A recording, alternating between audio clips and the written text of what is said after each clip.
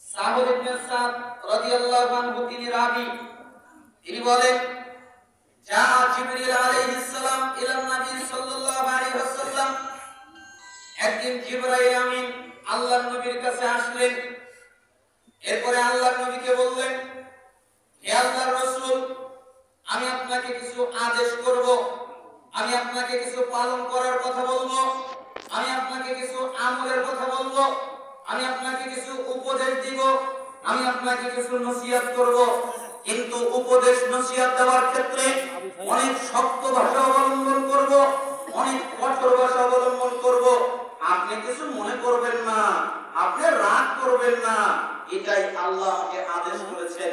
মুহাম্মদ সাল্লাল্লাহু আলাইহি সাল্লাম বললেন, জিবরাইল আমিন, তুমি আমাকে যা বলতে এসেছো নির্দ্বিধায় বলো, আমি বেয়াদবি মনে করব না। তুমি আমাকে যা বলতে চাও নির্দ্বিধায় বলো, আমি তোমাকে কষ্টকর মনে করব না। তোমার যা বলা উচিত তা আমাকে বলো, আমি তোমাকে কিছু মনে করব না। তুমি যা বলবে আমি তাই শুনবো। তখন জিবরাইল আমিন মুহাম্মদ সাল্লাল্লাহু আলাইহি সাল্লামকে এক এক করে বলা শুরু করলেন, ইয়া মুহাম্মদ, হে মুহাম্মদ, ইসমা শিকা ভান্নাকা মাইতুন, আপনি শুনে রাখেন, যতদিন খুশি আপনি জীবন যাপন করেন, কোন নিষেধাজ্ঞা নেই, আপনাকে নিষেধ করা হচ্ছে না, আপনাকে কেউ নিষেধ করছে না, আপনি জীবন যাপন করেন যতদিন মনে চায়। কিন্তু আল্লাহর নবী, আপনি মনে রাখেন, আপনি মৃত্যুবরণ করবেন। কে মারা যাবে? মুহাম্মদ সাল্লাল্লাহু আলাইহি ওয়াসাল্লাম, পৃথিবীর সবচেয়ে দামি মানুষ, সবচেয়ে সম্মানিত মানুষ, যার কাছে জিবরাইল আমিন আসলেন, মালাকুল মউত আসলেন প্রস্তাব নিয়ে। আল্লাহর নবী, জি, আল্লাহ বলেছেন, কি বলেছেন? আপনি যদি দুনিয়ায় থাকতে চান, আপনাকে চিরজীবনের জন্য দুনিয়ায় রাখতে। আপনি যদি যেতে চান, আপনাকে নিয়ে যেতে, তবে একদিন আপনি মারা যাবেন। আপনি থাকতেও পারেন, আপনি যেতেও পারেন, আপনার ইচ্ছা। তখন মুহাম্মদ সাল্লাল্লাহু আলাইহি ওয়াসাল্লাম বললেন, আমাকে নিয়ে চলো, ইন্নাকা মাইয়িতুন ওয়া ইন্নাহুম মাইয়িতুন, যদি আপনিও মারা যাবেন, তারাও মারা যাবে। নবী পৃথিবীর সবচেয়ে দামি মানুষ, সবচেয়ে সম্ভ্রান্ত মানুষ, সবচেয়ে ভদ্র মানুষ, সবচেয়ে নম্র মানুষ, যদি মারা যায়, তাহলে আমরা চিরস্থায়ীভাবে বেঁচে থাকতে পারবো না, আমাদেরও মৃত্যুবরণ করতে হবে। আপনার কিসের এত দাপট, কিসের অকাট ক্ষমতা, কিসের ক্ষমতা দেখান, কিসের দাপট দেখান, কিসের বরত্ব দেখান? ও, আপনার ঘড়িটা সুন্দর তাই দাপট, আপনার মোবাইলটা সুন্দর তাই দাপট, আপনার জামাটা সুন্দর তাই দাপট, আপনার চেয়ারটা সুন্দর তাই দাপট, আপনার বাড়িটা সুন্দর তাই দাপট। মনে রাখেন, যেদিন আপনি মৃত্যুবরণ করবেন, যেদিন আপনার মৃত্যু হবে, আপনার সন্তান আপনার ঘর থেকে আপনাকে টেনে বের করবে, আপনার ঘরের মালিকানা উন্নত হয়ে যাবে, আপনার চেয়ারের মালিকানা উন্নত হয়ে যাবে, আপনার পোশাক আপনার শরীর থেকে টেনে বের করবে, খুলে ফেলে দেওয়া হবে। একবারের জন্য বলতে পারবেন না, আমার পোশাক আমার শরীর থেকে খুলে ফেলে দেয়, আপনাকে কাপড় দিয়ে ছেঁকে নেওয়া হবে, এরপরে পানি দিয়ে গোসল দেওয়া হবে। একবারের জন্য বলতে পারবেন না, পানিটা গরম হয়ে গেছে, আর একটু ঠান্ডা হলে ভালো হতো। আপনাকে চতুর্দিক থেকে মানুষজন ঘিরে নেবে, আপনি একবারের জন্য বলতে পারবেন না, তোমরা সবাই সরে যাও, আমার শ্বাস নিতে কষ্ট হচ্ছে। আপনার সবাই জানাজা করার জন্য যাবে, একবারে বলতে পারবেন না। আপনাকে যখন শেষবারের মতো গর্তে মাটির মধ্যে রেখে দেওয়া হবে, একবারের জন্য বলতে পারবেন না, শেষবারের মতো দুনিয়ার আকাশ দেখে নেই, আর তো কোনদিন দুনিয়ার আকাশটা দেখতে পারবো না, আপনার বলার ক্ষমতা নেই। এজন্য রাসূল সাল্লাল্লাহু আলাইহি ওয়াসাল্লাম বলেন, আকসিরু যিকরা হাযিমিল লাযাত, যে বস্তু স্বাদ নষ্ট করে দেয়, যে বস্তু আনন্দ নষ্ট করে দেয়, যে বস্তু উল্লাস নষ্ট করে দেয়, ওই বস্তুর কথা বেশি বেশি করে স্মরণ করো। জ্ঞানের মউত, ওটার নাম মৃত্যু, যেটা স্বাদ নষ্ট করে দেয়, যেটা আনন্দ নষ্ট করে দেয়, যেটা উল্লাস নষ্ট করে দেয়, এটার কথা বেশি বেশি করে স্মরণ করো। তোমার স্বাদ আনন্দ উল্লাস যেটা নষ্ট করে দেয়। আরে আপনি সুন্দর একটা বাড়ি বানিয়েছেন, ওই বাড়ির ভিতরে একটা ফুল বাগান বানিয়েছেন, ফুল বাগিচা বানিয়েছেন, আপনার সন্তান একবার বলবে না, আপনাকে এই ফুল বাগানে কবর দেওয়া হোক, এটা তোমার বাবারই জায়গা, আমার বাবাই বানিয়েছে, একথা আপনার সন্তান বলবে না। কেন?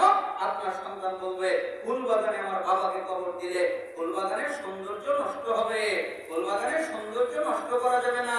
এই জন্য আপনাকে গভীর অন্ধকার মাটির মধ্যে আপনাকে রেখে আসবে। সবচেয়ে দামি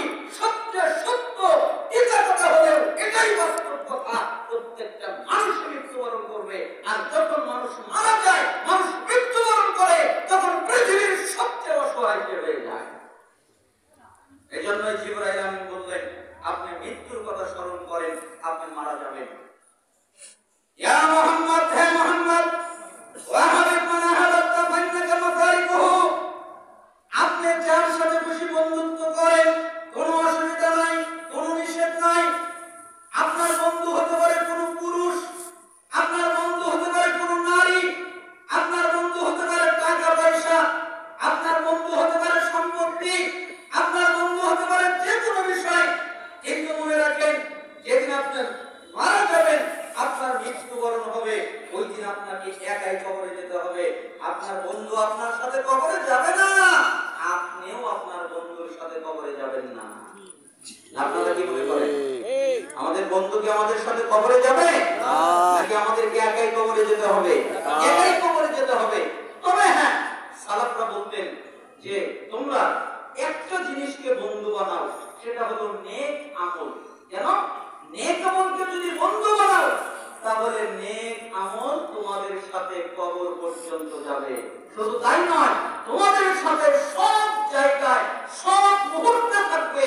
ও হচ্ছে তোমার সবচেয়ে দামি, সবচেয়ে আসল, সবচেয়ে সত্যিকারের বন্ধু হলো নেক আমল। নেক আমলকে বন্ধু বানাও, তাছাড়া কেউ তোমার সাথে থাকবে না। তোমাকে একাই কবরে যেতে হবে। তোমার কোনো বন্ধু যাবে না, তোমার কোনো বান্ধবী যাবে না, তোমার মা যাবে না, তোমার বাপ যাবে না, তোমার স্ত্রী যাবে না, তোমার সন্তান যাবে না। তোমাকে একাই যেতে হবে। ইয়া মুহাম্মদ, হে মুহাম্মদ, ওয়া মা মাশিতা বাইনাকা মাসজিদিন বিহি, আপনি যেই কাজ মনে চায় ওই কাজ করেন। ইচ্ছা করলে খারাপ করতে পারেন, ইচ্ছা করলে ভালো করতে পারেন। আপনি ইচ্ছা করলে চুরি করতে পারেন, ডাকাতি করতে পারেন, জিনা করতে পারেন, ব্যবসা করতে পারেন, রাহাজানি করতে পারেন, সুদ খেতে পারেন, ঘুষ খেতে পারেন, টাকাপুর করতে পারেন, অহংকার করতে পারেন, আরো যত পাপ আছে সব করতে পারেন।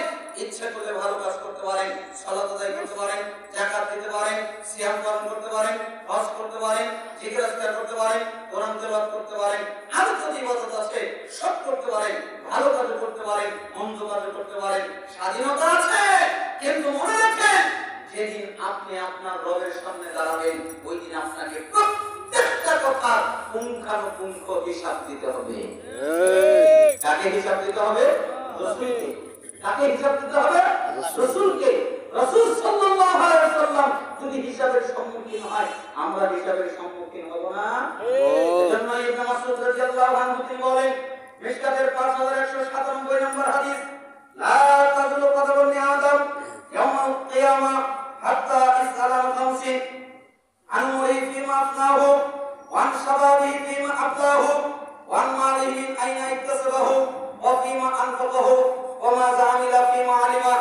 রাসূল সাল্লাল্লাহু আলাইহি ওয়াসাল্লাম বলেন, কিয়ামতের দিন ইচ্ছা করলে আদম সন্তান নড়তে পারবে না, কান নড়ার অনুমতি নাই, কোন পুরুষ নড়তে পারবে না, কোন নারী নড়তে পারবে না।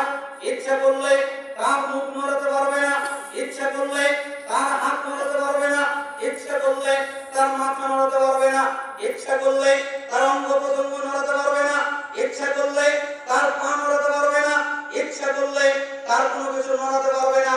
যতক্ষণ পর্যন্ত 5টা প্রশ্নের উত্তর না দিবে তাকে জিজ্ঞেস করা হবে, আমি তোমাকে 70 বছর দিয়েছিলাম, আমি তোমাকে 60 বছর দিয়েছিলাম, 70 বছরে 60 বছরে কি করেছো আমি আল্লাহকে বুঝিয়ে দাও। আমি তোমাকে যৌবনকাল দিয়েছিলাম, যৌবনকালে কি করেছো আমি আল্লাহকে বুঝিয়ে দাও। আমি তোমাকে টাকা পয়সা দিয়েছিলাম, কিভাবে উপার্জন করেছো আমি আল্লাহকে বুঝিয়ে দাও। আমি তোমাকে টাকা পয়সা দিয়েছিলাম, কিভাবে ব্যয় করেছো আমি আল্লাহকে বুঝিয়ে দাও। আমি তোমাকে ইলম দিয়েছিলাম, আমি তোমাকে জ্ঞান দিয়েছিলাম, ইলম অনুযায়ী কি আমল করেছো এটা আমাকে বুঝিয়ে দাও। যতক্ষণ পর্যন্ত বুঝাতে না পারবে ততক্ষণ পর্যন্ত নড়তে পারবে না। আরে যেই মানুষের নড়ার অনুমতি নেই, নড়ার ক্ষমতা নেই, হাত নড়াতে পারবে না, পা নড়াতে পারবে না, অঙ্গ প্রত্যঙ্গ নড়াতে পারবে না, নড়ার অনুমতি নেই, নড়ার ক্ষমতা নেই, ওই মানুষের দাপট কি করে, অহংকার কি করে, তাকাব্বুর কি করে, কিভাবে আসতে পারে যার নড়ার অনুমতি নাই? কিসের আপনি তাকাব্বুরি দেখান, কিসের আপনি অহংকারী দেখান, কিসের আপনি বড়ত্ব দেখান? আপনার নড়ার অনুমতি নেই। আপনি ইচ্ছা করলে নড়তে পারবেন না, আপনি ইচ্ছা করলে হাত নড়াতে পারবেন না, আপনি ইচ্ছা করলে পা নড়াতে পারবেন না।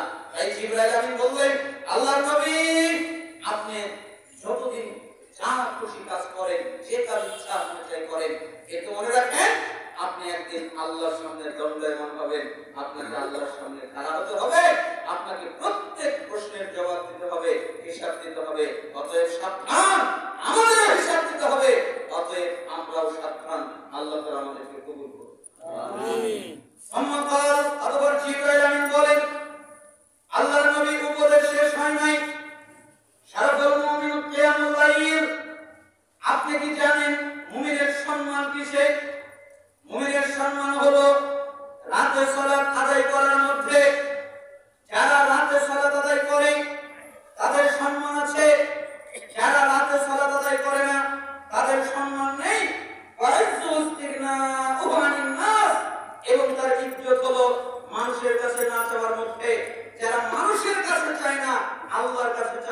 তাদের ইজ্জত আছে, যারা রাতে তাহাজ্জুদ সালাত আদায় করে তাদের সম্মান আছে। এজন্য আপনি যদি সম্মানিত হতে চান আল্লাহর কাছে, তাহলে রাতে তাহাজ্জুদ সালাত আদায় করবেন। রাসূল সাল্লাল্লাহু আলাইহি ওয়াসাল্লামকে জিবরাইল আমিন পাঁচটা কথা বললেন, ইয়া মুহাম্মদ, এক, যতদিন খুশি আপনি জীবন যাপন করেন, কিন্তু মনে রাখেন আপনি মৃত্যুবরণ করবেন। দুই, যার সাথে খুশি বন্ধুত্ব করেন, কিন্তু মনে রাখেন আপনি তাকে রেখে চলে যাবেন, আপনার বন্ধু আপনাকে রেখে চলে যাবে। এই জন্য বন্ধুত্বের ক্ষেত্রে সাবধান।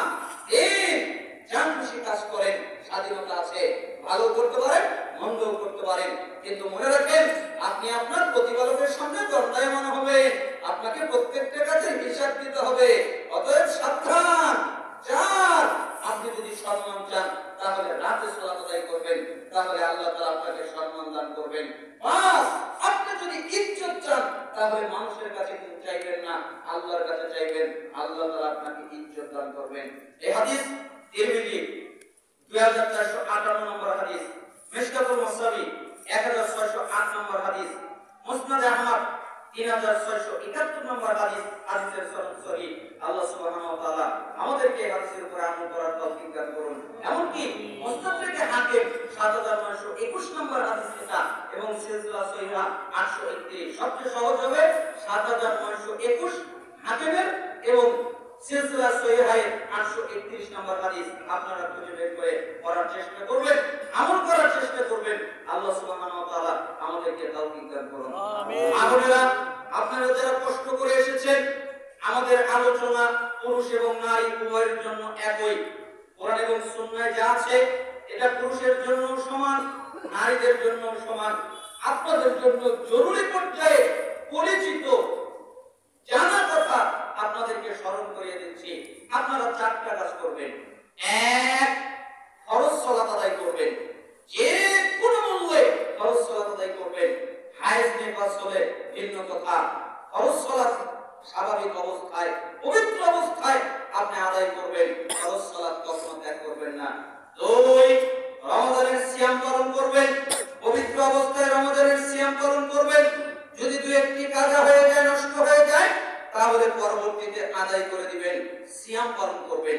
তিন, আপনি আপনার লজ্জাস্থানের হেফাজত করবেন, যে কোনো মূল্যে আপনার ইজ্জতের হেফাজত আপনাকে করতে হবে, আপনি করতে বাধ্য। চার, আপনি আপনার স্বামীর খেদমত করবেন, স্বামীকে মেনে চলবেন। যতদিন স্বামীর কাছে আছেন, যতদিন আপনি স্বামীর অধীনে আছেন, ততদিন আপনি স্বামীকে মেনে চলবেন। চারটা কাজ যদি করতে পারেন, এক, 5 ওয়াক্ত সালাত আদায় করবেন। দুই, রমজানের সিয়াম পালন করবেন। তিন, নিজের সতীত্বকে রক্ষা করবেন। চার, স্বামীর খেদমত করবেন। রাসূল সাল্লাল্লাহু আলাইহি ওয়াসাল্লাম বলেছেন, তাহলে ওই মা বোনদের জন্য জান্নাতের 8টা দরজা খুলে দেওয়া হবে। সেই দরজা দিয়ে তারা মন চায় ওই দরজা দিয়ে জান্নাতে প্রবেশ করতে পারবে। আরেকটা কথা বলে রাখা ভালো হয়, আপনাদের জন্য সবচেয়ে বড় পৃথিবীতে নিয়ামত হচ্ছে আপনার স্বামী। রাসূল সাল্লাল্লাহু আলাইহি ওয়াসাল্লাম বলেন, পৃথিবীতে যদি কোনো নারীকে, পৃথিবীতে যদি কোনো ব্যক্তিকে অন্য ব্যক্তিকে সেজদা করার অনুমতি দেওয়া হতো, তাহলে একটা নারীকে অনুমতি দেওয়া হতো সে যেন তার স্বামীকে সেজদা করে। রাসূল সাল্লাল্লাহু আলাইহি ওয়াসাল্লাম আর বলেন, কোন নারী যদি জানতো আমার স্বামীর ভিতরে কি মর্যাদা, তাহলে সকালের খাবার যখন স্বামী খেত, দুপুরের খাবার যখন স্বামী খেত, রাতের খাবার যখন স্বামী খেত, তখন স্ত্রী দাঁড়িয়ে থাকতো ততক্ষণ পর্যন্ত যতক্ষণ পর্যন্ত স্বামী খাবার শেষ না করত। এজন্য স্বামীর খেদমত করবেন, স্বামীর মূল্যায়ন করবেন। আর আপনারা স্বামী যারা, আপনারা পুরুষ যারা, আপনাদেরকে ওসিয়ত করছি, আপনারা স্ত্রীদের সাথে সুন্দর আচরণ করবেন, উত্তম আচরণ করবেন। আপনার কাছ থেকে আপনার স্ত্রী উত্তম আচরণের হকদার, উত্তম সুন্দর আচরণ করবেন। আল্লাহ তাআলা আমাদেরকে তৌফিক দান করুন। আপনারা যারা উপস্থিত, যে কোনোভাবে টাকা পয়সা এই মাদ্রাসায় দান করবেন, যে কয় টাকা পারেন, 10 টাকা, 20 টাকা, 100, 1000, যে যা পারেন ওই প্রতি দান করে যাবেন। আল্লাহ আমাদের যারা অসুস্থ তাদেরকে শিফায়ে কামিলা দান করেন, আমাদের যারা অভাবী তাদেরকে অভাব থেকে অব্যাহতি দান করেন, আমাদের যারা ঋণী তাদেরকে ঋণ থেকে রক্ষা করেন, আমাদের মধ্যে যে কোনো মুসিবতে আছে সেই মুসিবত থেকে পানা মঞ্জুর করেন। আল্লাহ আপনি আমাদের দুনিয়ায় কল্যাণ দান করেন, আপনি আমাদের জাহান্নামের আযাব থেকে রক্ষা করেন, আপনি আমাদের আল্লাহ ফিলিস্তিনের মাটিতে মুসলমানদের হেফাজত করেন, তামাম পৃথিবীর সমস্ত মুসলমানদেরকে হেফাজত করেন। আল্লাহ আপনি আমাদের বাংলাদেশকে